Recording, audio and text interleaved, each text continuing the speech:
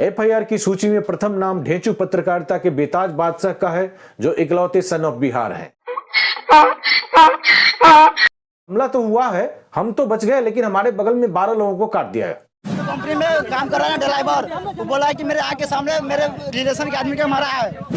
और अमित शाह जी से भी तो पूछ लो बेनमूनो, वो जहां भी जाते हैं भाषण देने ना, वहां कहते हैं कि भाजपा की सरकार बना तो वे उस राज्य को नंबर 1 बना देंगे।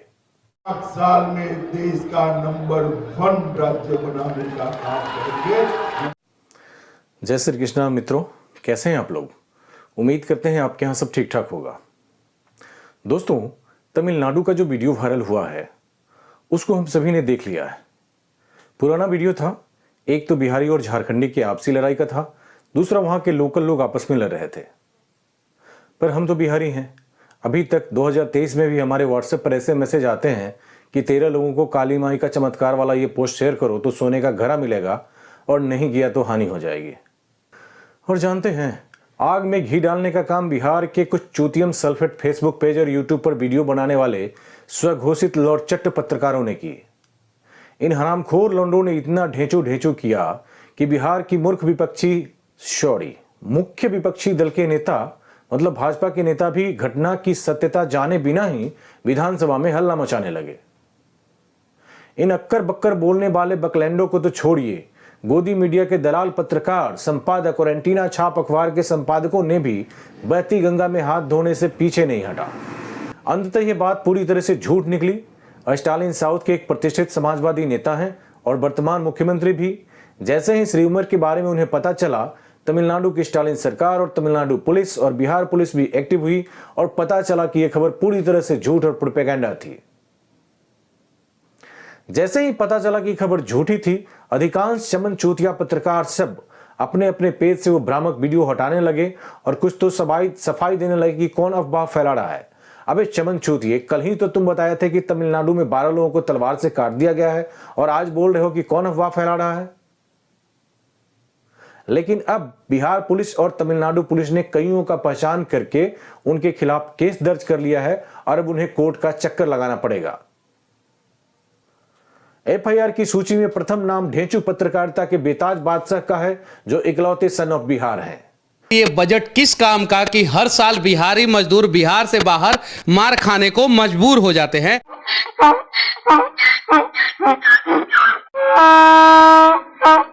और भी कई नाम हैं और बाकियों का नाम भी जोड़ा जा रहा है। अगर अफवाह फैलाने वाले किसी को आप भी जानते हैं तो बिहार पुलिस को उनकी वेबसाइट या फिर फेसबुक ट्विटर पर बिहार पुलिस को टैग कर उन्हें सूचित करिए और ऐसे हरामखोरों को जेल भिजवाइए।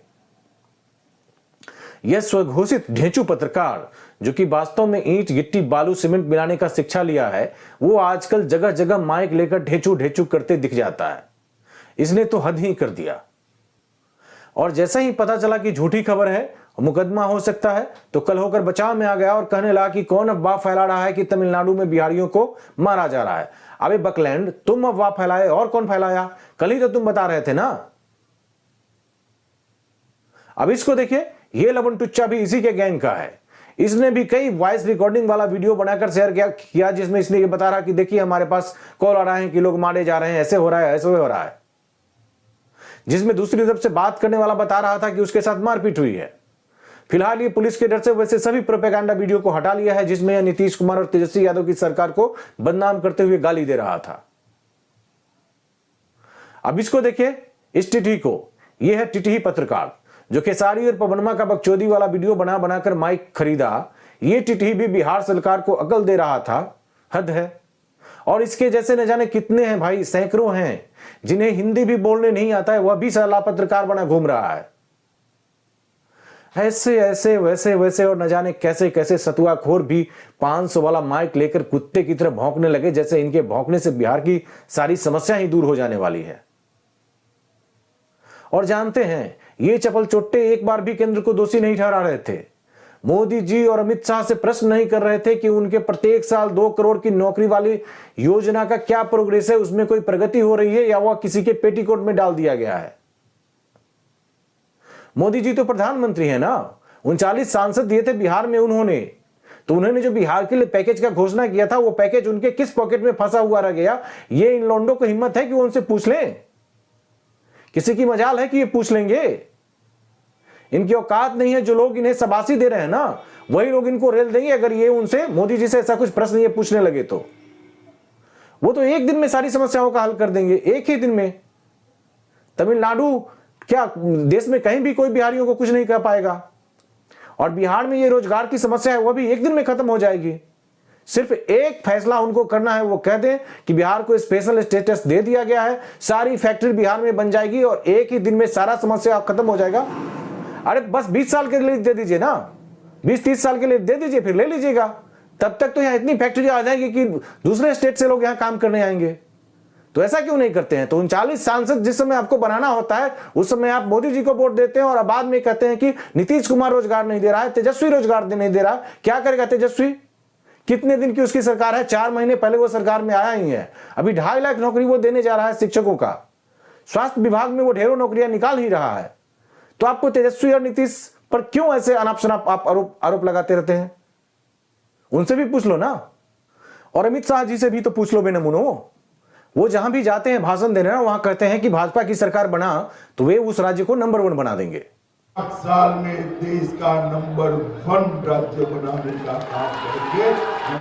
पहले वो बिहार को नंबर 1 बनाने की बात की, फिर असम को नंबर 1 बनाने की बात की, फिर उसके बाद बारी बारी से वो जहां भी भाषण देने जाते हैं उसे नंबर 1 ही बनाने की बात करते हैं। नंबर 2, नंबर 3, नंबर 4 तो उनके शब्दकोश में है ही नहीं।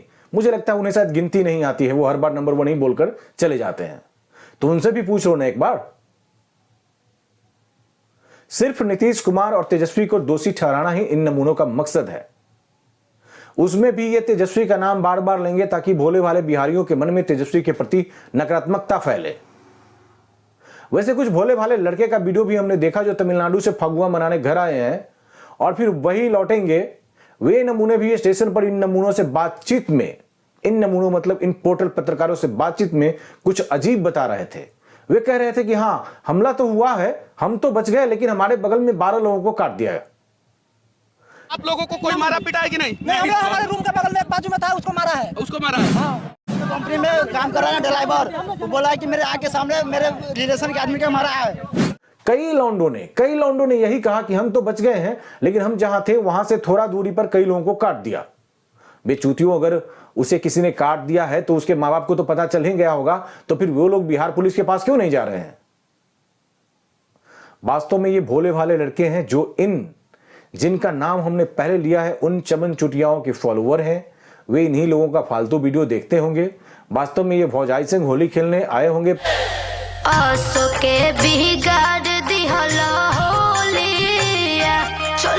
पर बिहार में इन नमूने पत्रकारों को बहकावे में आकर मौका देखकर वैसा ही बोल दिए होंगे जैसा ये नमूने उनसे सुनना चाहते थे।